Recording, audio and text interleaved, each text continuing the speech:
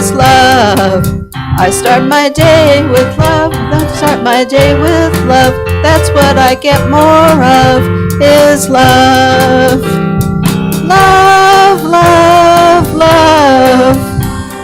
Love, love, love. Love, love, love. Love, love, love. I start my day with peace. When I start my day with peace, that's what I get more of, is peace. I start my day with peace. That's what I start with peace. That's what I get more of, is peace. Ah, peace, peace. Peace, peace, peace. Peace, peace, peace. Peace, peace, peace. I start my day with joy. When I start my day with joy, everything I do is infused with joy. I start my day with joy. When I start my day with joy, everything I do is infused with joy. Joy, joy, joy. Joy, joy, joy. Joy, joy, joy. Joy, joy, joy. I start my day with love. I start my day with peace. I start my day with joy, and I feel that sweet release. I start my day with love.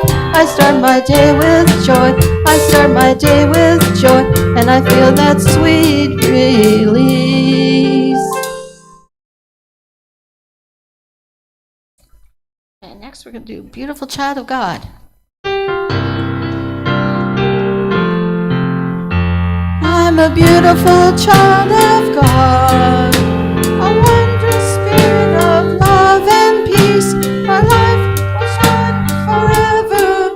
I'm a beautiful child of God, a beautiful child of God, a wondrous spirit with love and peace. My life will shine forever. You're a beautiful child of God. We are beautiful children of God. We are wondrous spirits of love and peace. Our light will shine forever. We are beautiful children of God. We are beautiful children of God.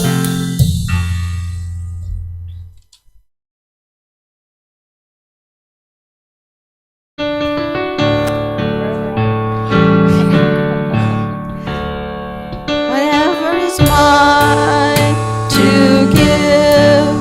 Whoops. Wherever I give love, and all is well. Wherever I am, God is. Wherever you are, God is. Wherever you are, God is.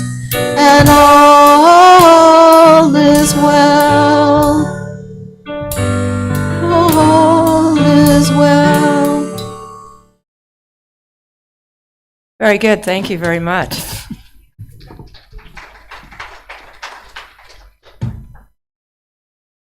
Good morning, everybody. Morning. It's good to see you. I'm Reverend Sharon Casey. I am not an ordained minister of Unity. I'm an ordained minister of A Course in Miracles. That being said, they let me talk here anyway.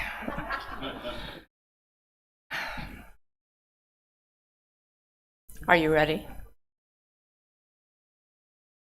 We've already done we have the opening prayer.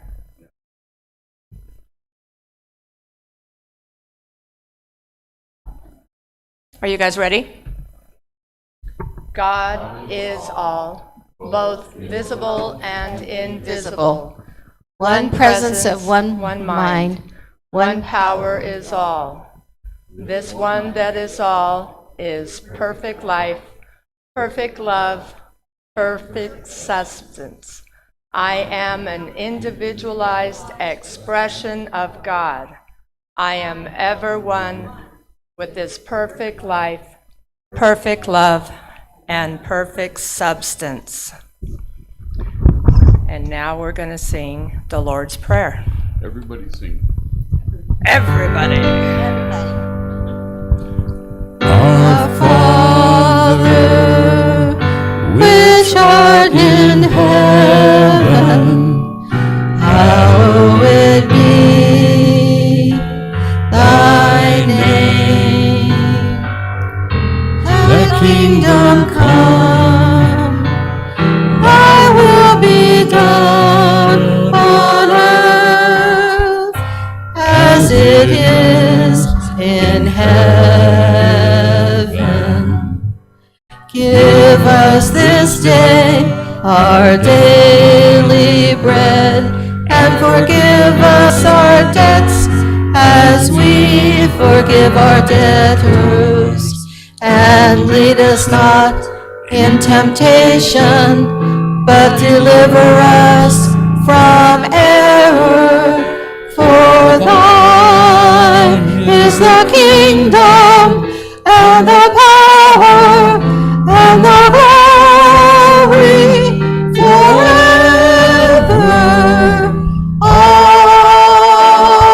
Amen.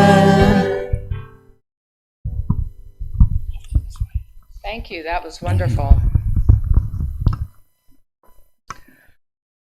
So, do we have any visitors today? Hey, do we have a visitor packet? That way you can see what Unity is about and get some more information about Unity. Unity is a prayer-based ministry, and that's Unity right there. We're a prayer-based ministry where positive affirmations and positive thought brings positive results.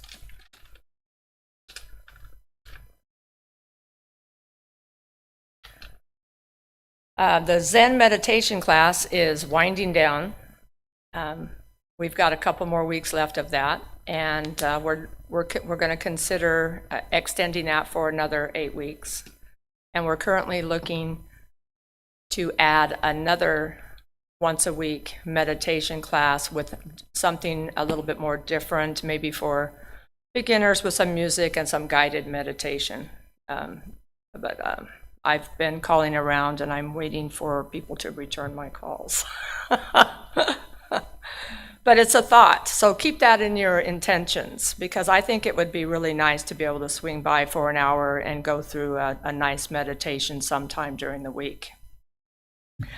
The recycle, we have a board meeting after church, so if you would like to come by and participate, please do. And we also have the recycle. We will not be accepting recyclables in bulk any longer.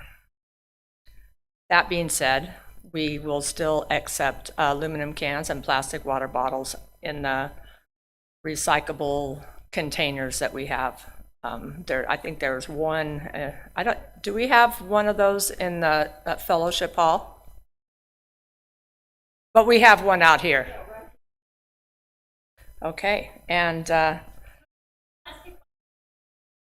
yes. Yeah. Water bottles, pretty much.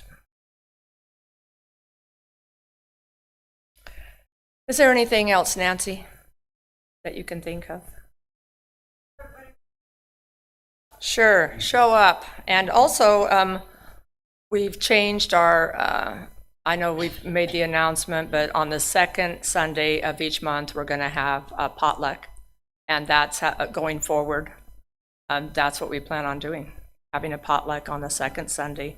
And in the meantime, we still have coffee and some sort of refreshment over in the fellowship hall after service. Yes, there's sign-up sheets if you want to help with the cleanup afterwards. And we're hoping That way it's not a big burden on one person or two people. We could all share that because we all enjoy coming together and having some coffee, something to drink, and a snack. And it's helpful because I believe that keeping our fellowship hall open is what really helps a lot of us,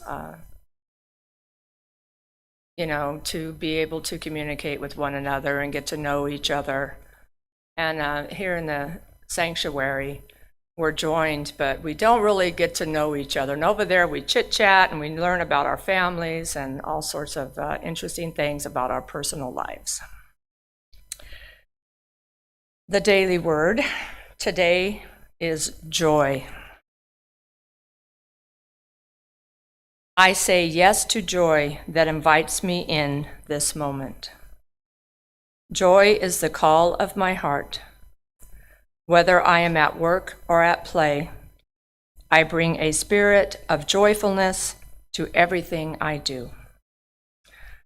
More than a mood or an attitude, joy is part of me and mine to live and to share. Like all aspects of my divine identity, joy flowers in my consciousness when I hold joyful thoughts and feelings. I express my joy as the excitement of anticipation, fascination at a new discovery, deep satisfaction in a relationship, and in the tranquil glow from communing with God in prayer. My joy is contagious, and I love to share it. I have feelings of joy when I take part in a friend's or family member's joyous moments, their celebrations and accomplishments.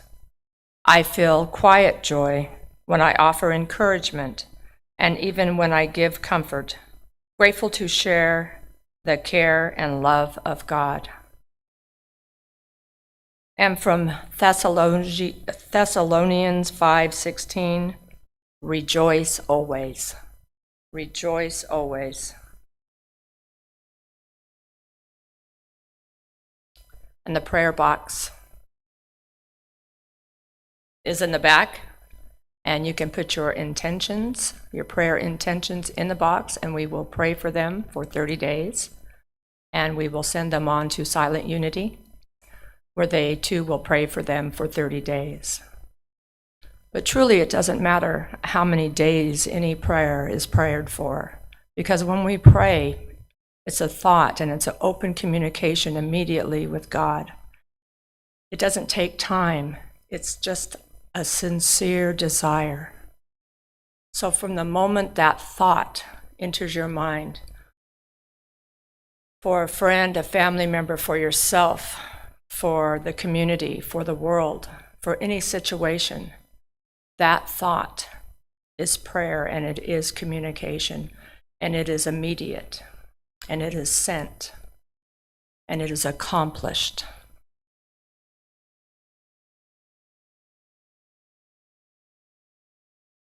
And the affirmation is, I am a joyful expression of God. That's perfect. Today is a day of joyfulness.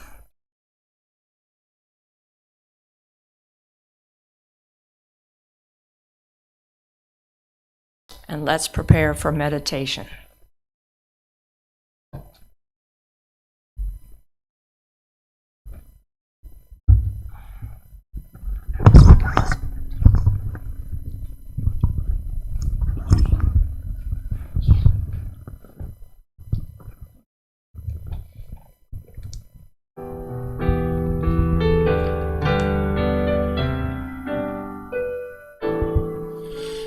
In the midst of his children, the Lord said he would be. It doesn't take very many, it can be just 2 or 3. And I feel that same sweet spirit that I've felt oft times before. Surely I can say I've been here with the Lord. Surely the presence of the Lord is in this place. I can feel God's mighty power and His grace. I can feel the brush of angels' wings. I see glory on each face. Surely the presence of the Lord is in this place. There's a holy hush around us as God's glory fills this place. I've touched the hem of His garment. I can almost see His face, and my heart is overflowing with the fullness of His joy. I know without a doubt that I've been with the Lord. Surely the presence of the Lord is in this place. I can feel His mighty power and His grace. I can feel the brush of angels' wings. I see glory on each face. Surely the presence of the Lord is in this place. Surely the presence of the Lord is in this place.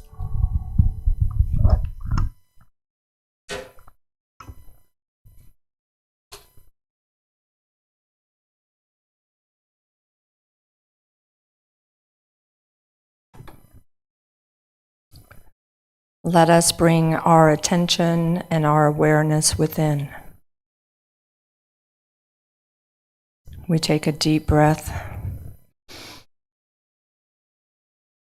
Hold it for a moment. And then slowly release.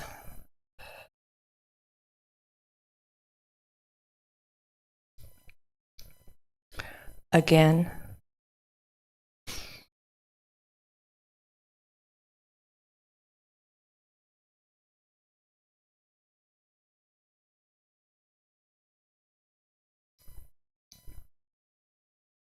Relax. Let go of any thoughts.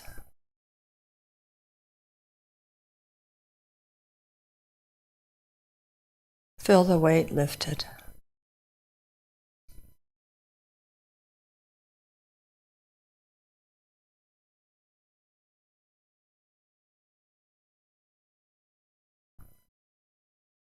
My heart is beating in the peace of God. Surrounding me is all life that God created in His love. It calls to me in every heartbeat and in every breath, in every action and in every thought. Peace fills my heart and floods my body with purpose of forgiveness. Now my mind is healed, and all I need to save the world is given me. Each heartbeat brings me peace. Each breath infuses me with strength.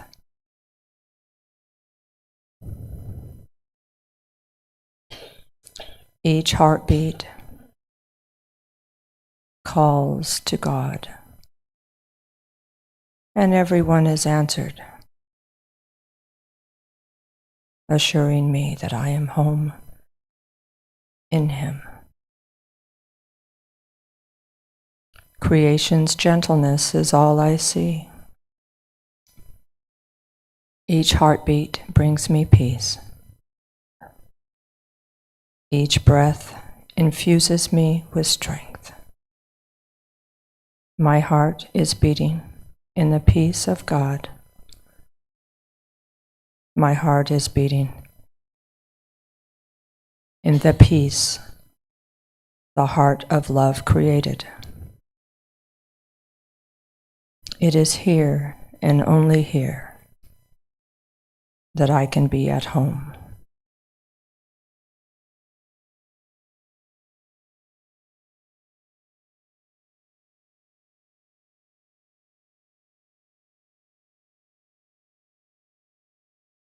I am at home in God.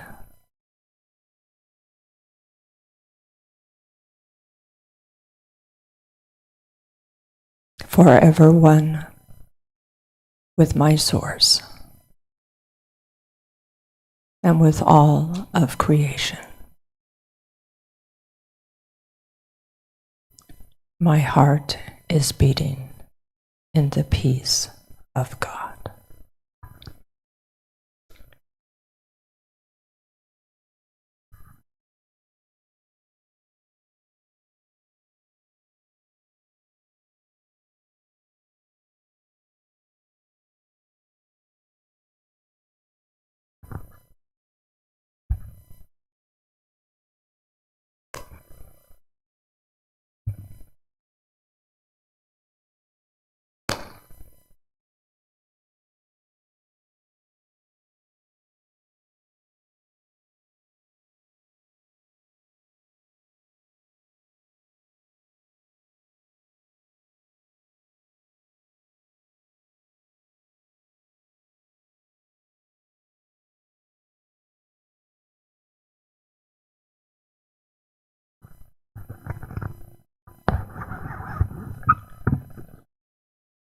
I love this singing bowl.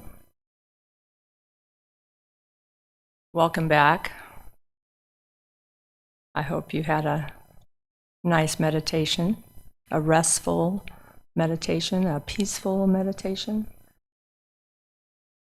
I know I did. I need that because it helps calm my little nerves that I get. Oh, my glory be. My youngest daughter is trying to call me. She knows where I'm at, but it doesn't really matter to her. It doesn't matter. Oh, he already changed it. Well, my talk today is My Heart is Beating in the Peace of God, as was part of my meditation. One of the most beautiful prayers in the Bible is a meditation in which Jesus revealed to the disciples his realization of oneness with God, with them and with all of creation. And what he said is, I am in them and you are in me, that they may become completely one. He said may, but I think what he was speaking of was our realization that we are one with one another and we are one with God. Not in the way our human selves would perceive it as like one big blob, all meshed together. But one in thought, because God is thought, and not human thought, but pure thought without words. In unity, it is referred to as the prayer of atonement, which is actually what I just read. These ideas unfold when you reach the point where your greatest desire is to express God's love, to identify with it, and to be it. When we consider, now, of course, as you guys already all know, that our theme for the month is healing the heart. And when I think about that, am I speaking of the peripheral heart, the one that pumps the blood in my body, or am I speaking of my emotional heart, the one that feels emotion? What do you think it is?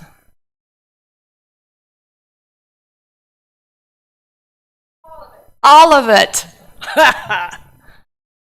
Thank you, Reverend Nancy. That is it. I think it's both, because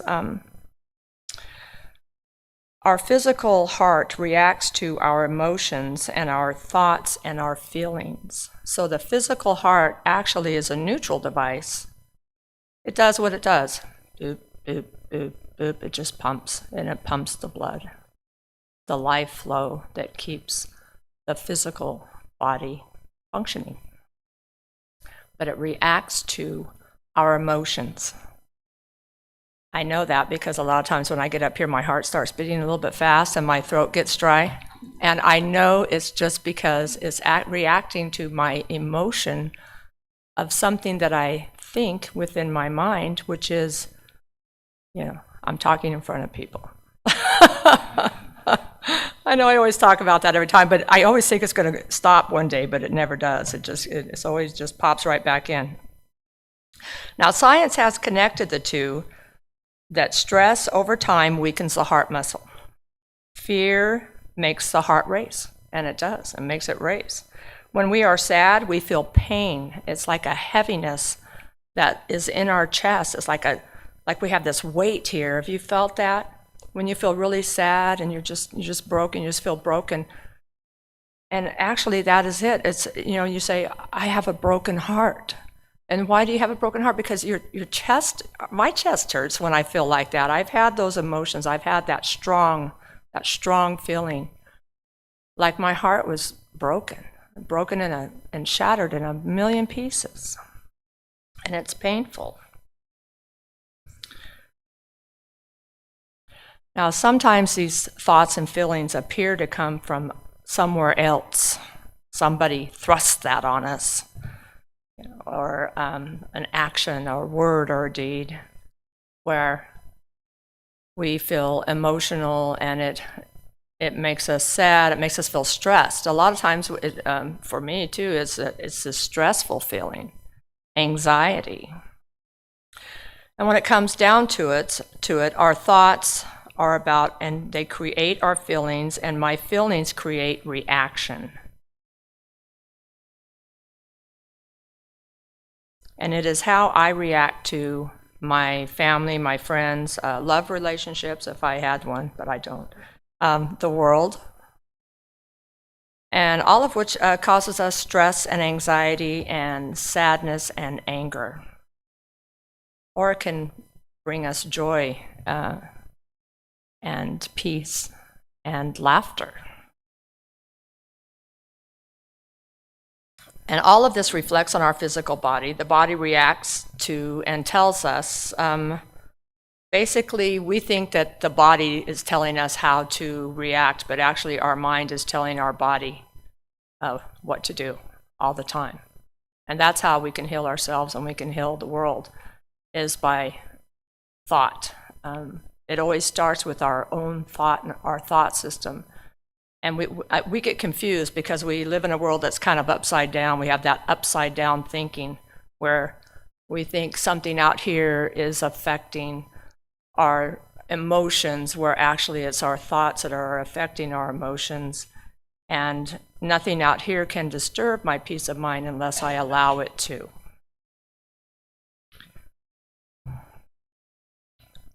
The point is that our physical heart is connected to our thoughts and our feelings, just as we are all connected to one another and joined together in God.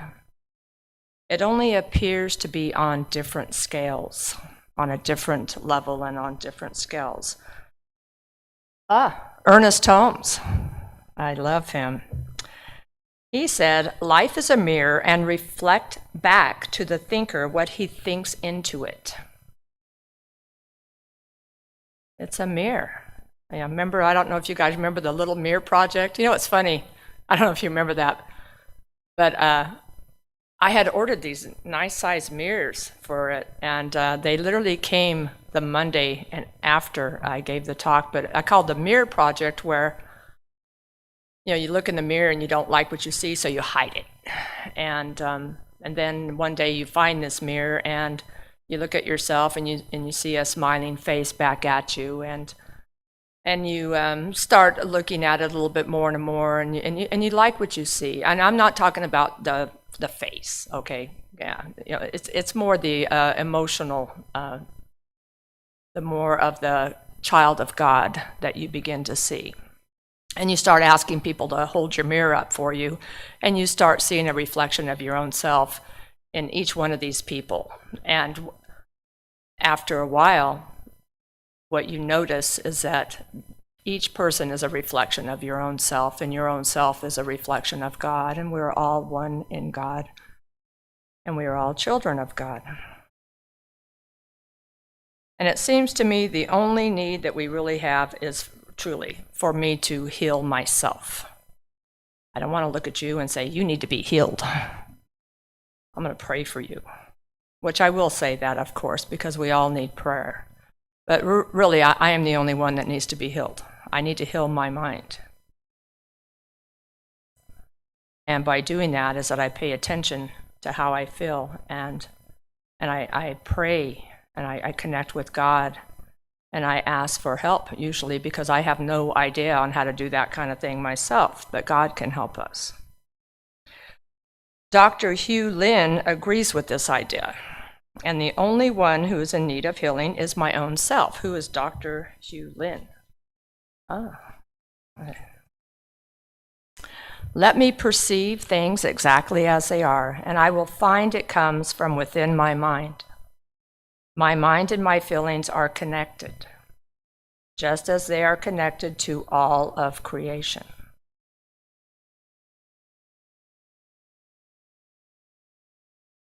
Dr. Hugh Lin was a doctor in Hawaii, and I don't know if probably all of you have heard this story. It's a nice story, so I'm going to repeat it. It's the Ho'oponopono. It's a practice that he used to heal an entire ward of mental psychiatric patients. And we're going to practice that in a little bit, but let me tell you the story first.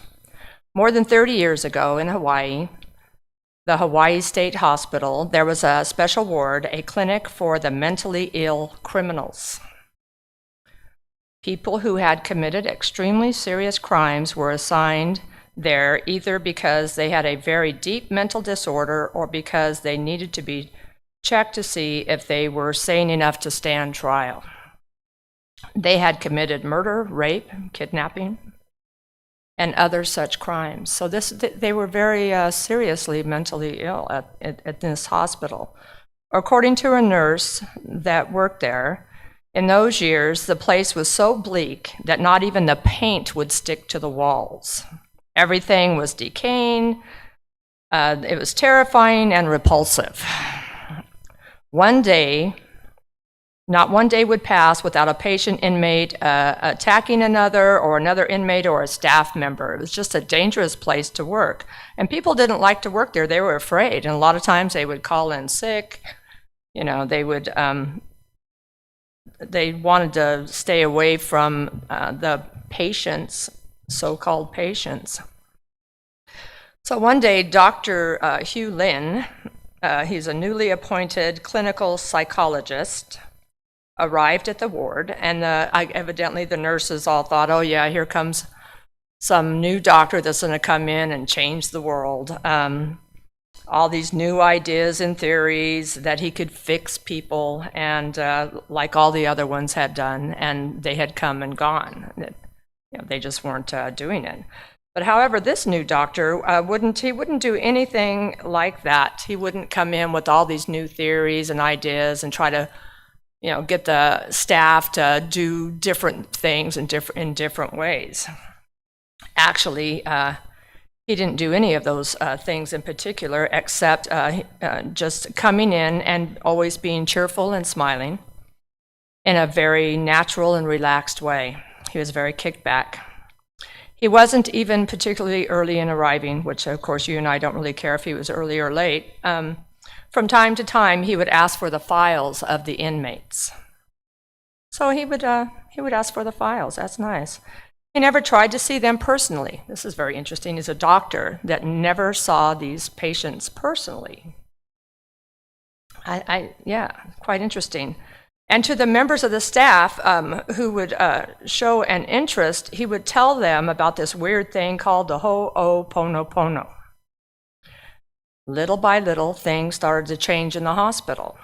One day, somebody tried to paint the walls, and they actually started. They painted the walls, and the walls stayed painted. They didn't peel or whatever it was they were doing. Evidently, they were having problems getting the paint to stick to the walls. I don't know. Maybe they used the right kind of paint. Who knows? Maybe they put a primer on. The gardens, I guess there was gardens there, and the gardens started growing again. So they repaired the tennis court, and prisoners were being allowed to go outside. They were playing tennis, not only playing tennis, but they were beginning to play tennis with the staff. I mean, to me, this sounds insane.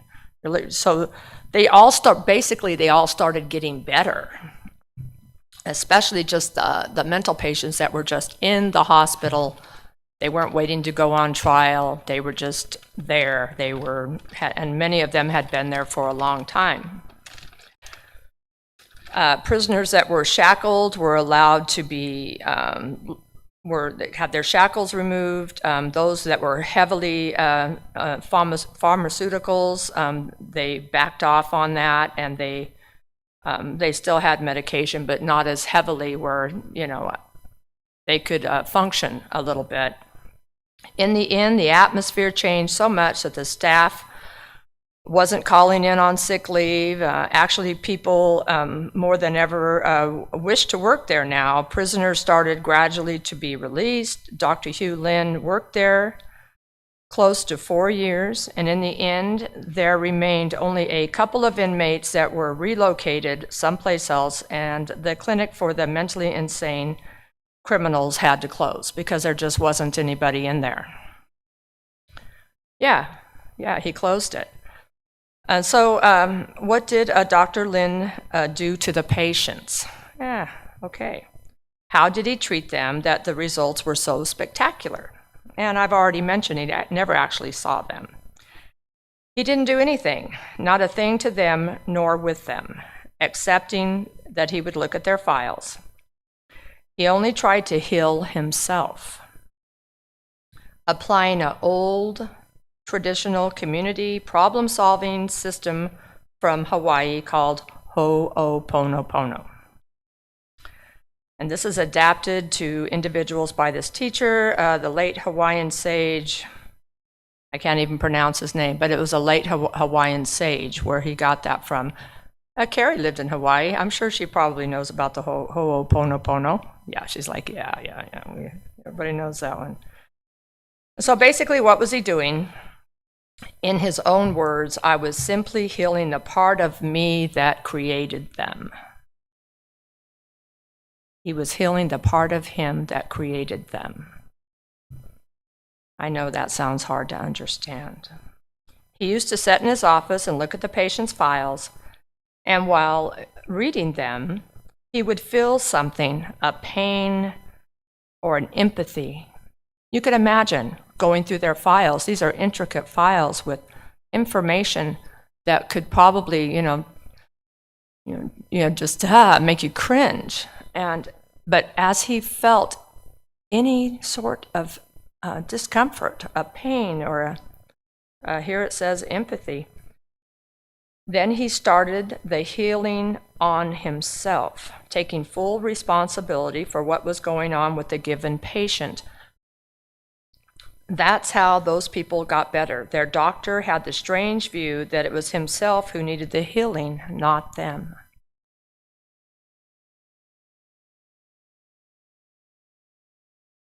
Creation's gentleness is all I see. Until creation's gentleness is all I see, I want to heal the aspects of myself that are extensions of fear.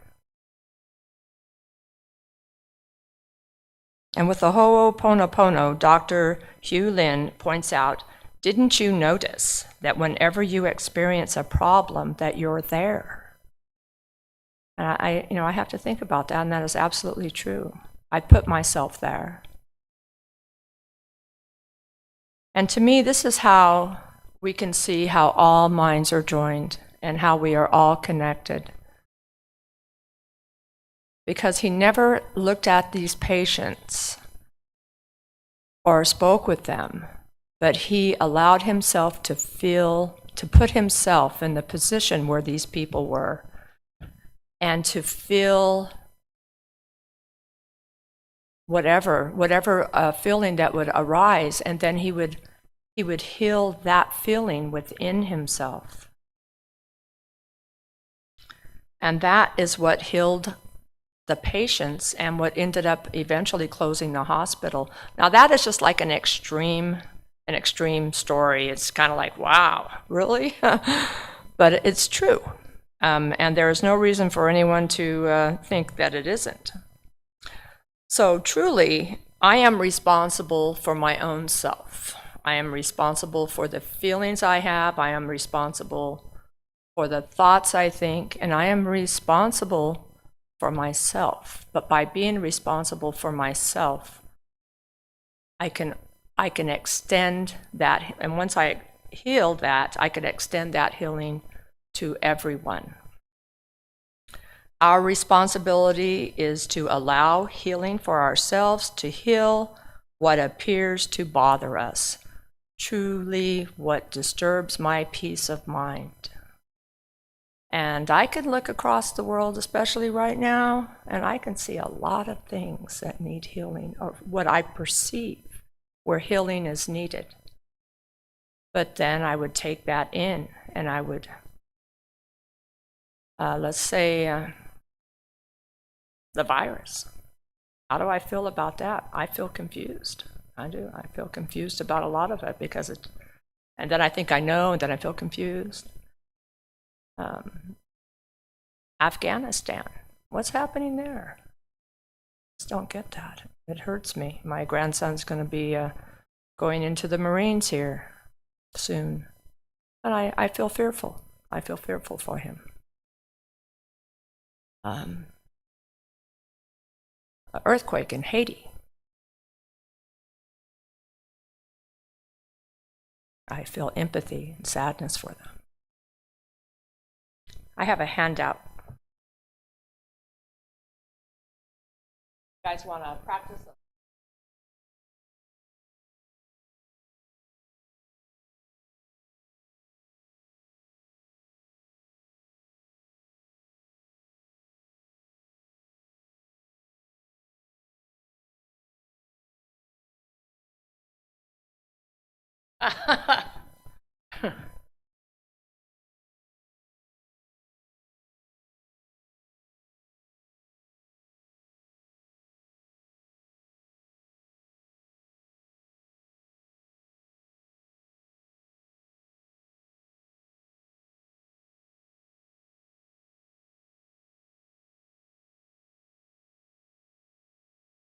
I think you need to go back one to the creation's gentleness.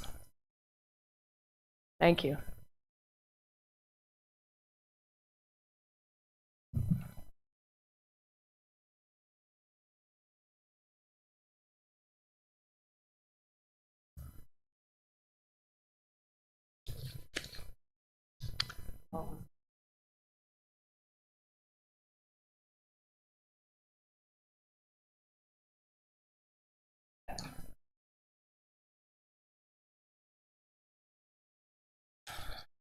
Okay.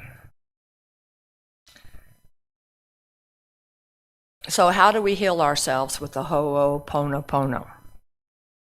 There are 3 steps. By recognizing that whatever comes to you is your creation, the outcome of bad memories buried in your mind, by regretting whatever errors of body, speech, and mind caused those bad memories, and by requesting divine intelligence within yourself to release those memories to set you free. And then, of course, you say thank you.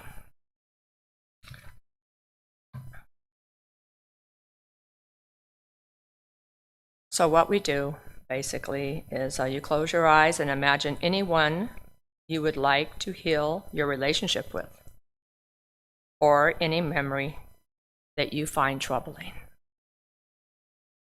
And you repeat these 4 phrases with prayerful intention. I am sorry. Please forgive me.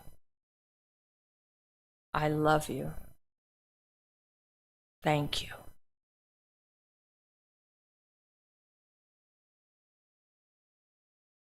I am sorry. Please forgive me.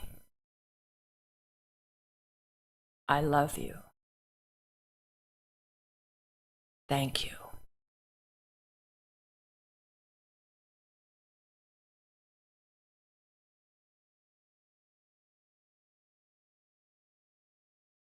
I am sorry.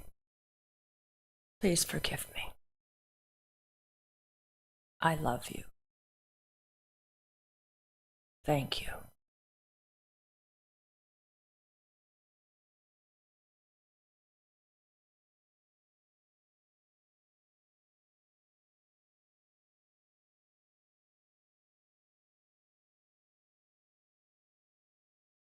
I practice that without even actually realizing it most of the time. Anything from driving down the road and I see a dead, an animal that had been hit by a car.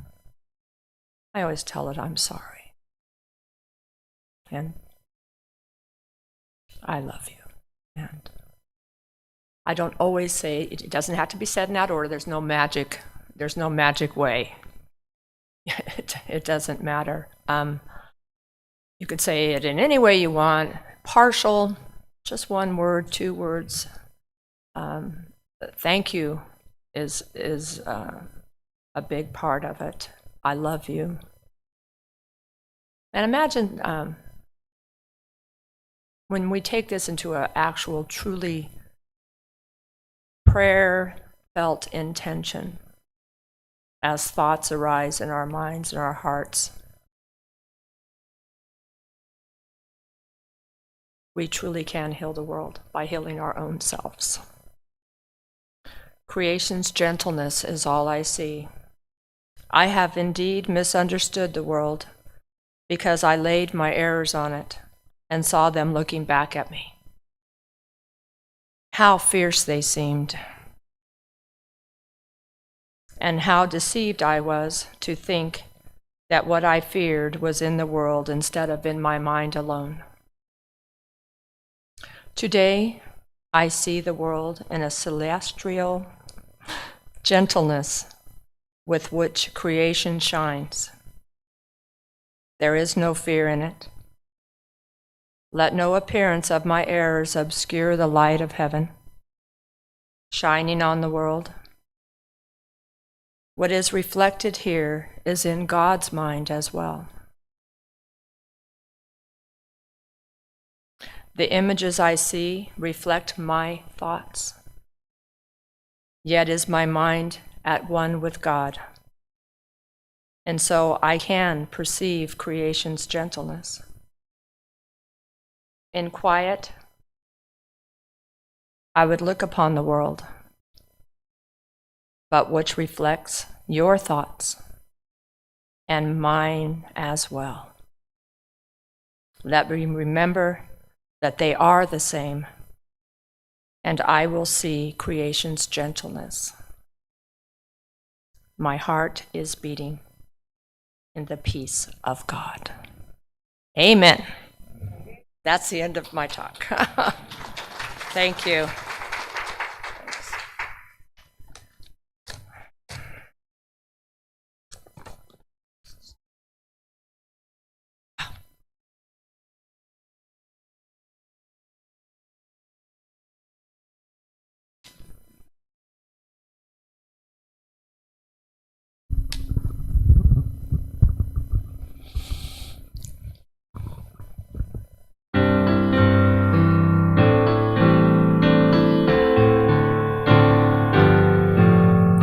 God in you, God in me, is the love that sets us free. God in you, God in me, is the light we all can be. It's the essence of us all, the whole of humankind. It's the source of all my good, the universal mind. And God in you, God in me, is the truth of who we are. God in you, God in me, is more powerful by far than anything we can think or dream. It's the best that we can be. And so it is, God in you, God in me. God in you, God in me, is the love that sets us free. God in you, God in me, is the light we all can be. It's the essence of us all, the whole of humankind. It's the source of all the good, the universal mind. And God in you, God in me, is the truth of who you are. God in you, God in me, is more powerful by far than anything we can think or dream. It's the best that we can be. And so it is, God in you, God in me. And so it is, God in you, God in me.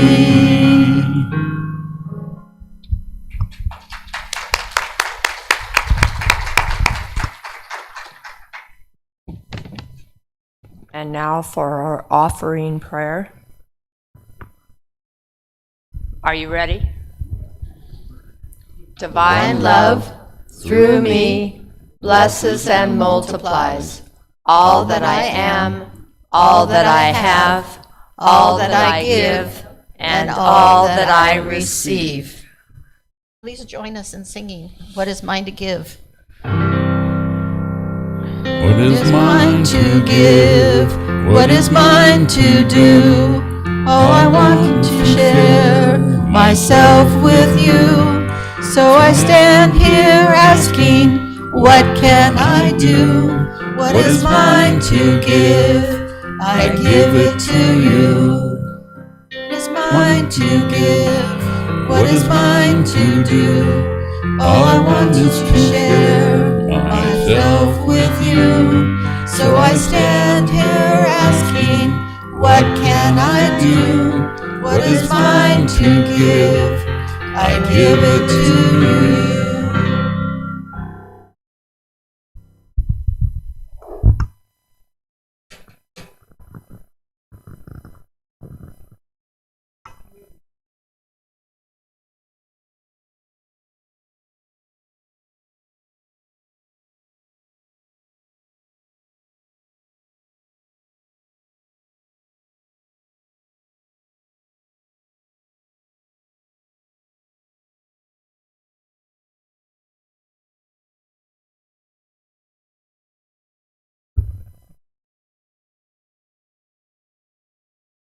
The peace song. Are you ready? Do we want to just set where we're comfortable and sing it? Okie dokie. Let there be peace on earth, and let it begin with me. Let there be peace on earth, the peace that was meant to be. With God as creator, family all are we. Let us walk with each other in perfect harmony. Let peace begin with me. Let this be the moment now. With every step I take, let this be my joyous vow. To take each moment and live each moment